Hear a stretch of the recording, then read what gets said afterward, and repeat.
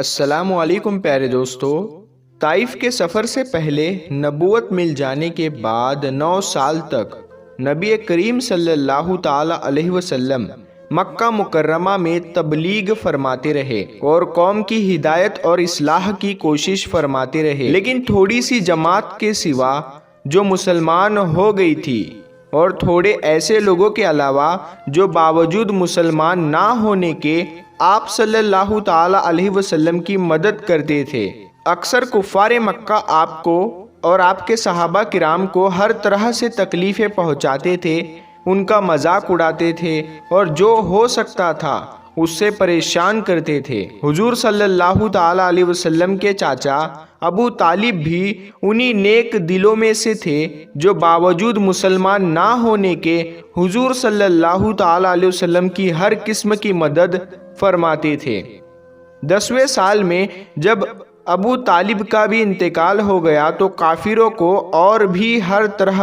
کھلے عام اسلام سے روکنے اور مسلمانوں کو تکلیف پہنچانے کا موقع ملا۔ حضور صلی اللہ تعالی علیہ وسلم اس خیال سے طائف تشریف لے گئے کہ وہاں قبیلہ ثقیف کی بڑی جماعت ہے، اگر وہ قبیلہ مسلمان ہو جائے تو مسلمانوں کو ان تکلیفوں سے نجات ملے گی اور دین کے پھیلنے کی بنیاد ہو جائے گی۔ وہاں پہنچ کر قبیلے کے 3 سرداروں سے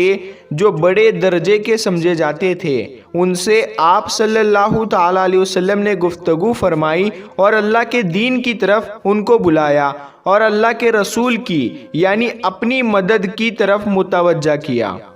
مگر ان لوگوں نے بجائے اس کے کہ دین کی بات کو قبول کرتے یا کم سے کم عرب کی مشہور مہمان نوازی کے لحاظ سے ایک نئے آئے مسلمان مہمان کی خاطرداری کرنے سے صاف جواب دے دیا اور نہایت ہی بے رخی اور بد اخلاقی سے پیش آئے۔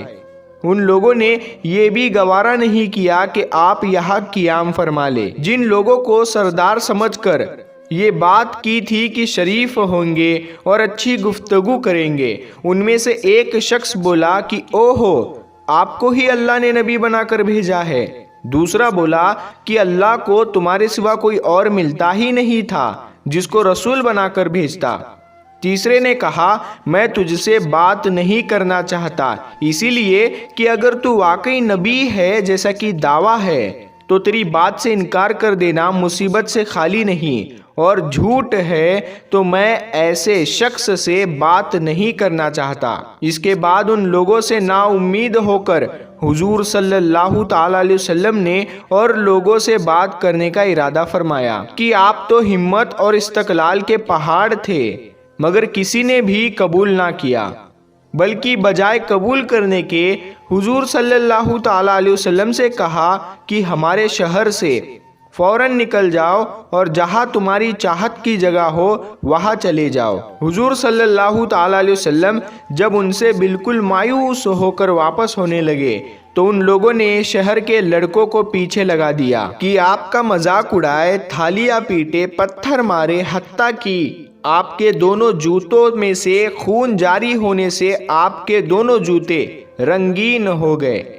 حضور صلی اللہ تعالی علیہ وسلم اسی حالت میں واپس ہوئے۔ پھر حضور صلی اللہ تعالی علیہ وسلم نے یہ دعا مانگی، اے اللہ، تجھ سے شکایت کرتا ہوں میں اپنی کمزوری اور بے کسی کی اور لوگوں میں ذلت اور رسوائی کی۔ اے رحمان، تو ہی کمزوروں کا رب ہے اور تو ہی میرا پروردگار ہے۔ تو مجھے کسی کے حوالے کرتا ہے، کسی اجنبی بیگانے کے جو مجھے دیکھ کر منہ بگاڑتا ہے اور منہ چڑھاتا ہے، یا کسی دشمن کے جس کو تو نے مجھ پر قابو کر دیا۔ اے اللہ، اگر تو مجھ سے ناراض نہیں ہے تو مجھے کسی کی پرواہ نہیں ہے، تیری حفاظت مجھے کافی ہے۔ میں تیرے چہرے کے اس نور کے طفیل جس سے تمام اندھیریاں روشن ہو گئی اور جس سے دنیا اور آخرت کے سارے کام درست ہو جاتے ہیں، اس بات سے پناہ مانگتا ہوں کہ مجھ پر تیرا غصہ ہو یا تو ناراض ہو۔ تیری ناراضگی کا اس وقت تک دور کرنا ضروری ہے جب تک تو راضی نہ ہو، نہ تیرے سوا کوئی طاقت ہے نہ قوت۔ مالک الملک کی شان قہاری کو اس پر جوش آنا ہی تھا کہ حضرت جبرائیل علیہ السلام نے آ کر سلام کیا اور عرض کیا کہ اللہ تعالیٰ نے آپ کی قبیلے کی وہ گفتگو جو آپ سے ہوئی وہ سنی اور ان کے جوابات سنے، اور ایک فرشتے کو جس کے متعلق پہاڑوں کی خدمت ہے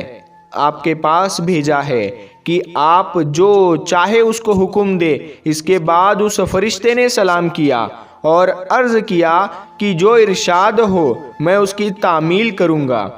اگر آپ ارشاد دو تو میں دونوں جانب کے پہاڑوں کو ملا دوں جس سے یہ سب درمیانی میں کچل جائے، یا اور جو سزا آپ تجویز فرمائے۔ حضور صلی اللہ تعالی علیہ وسلم کی رحیم و کریم ذات نے جواب دیا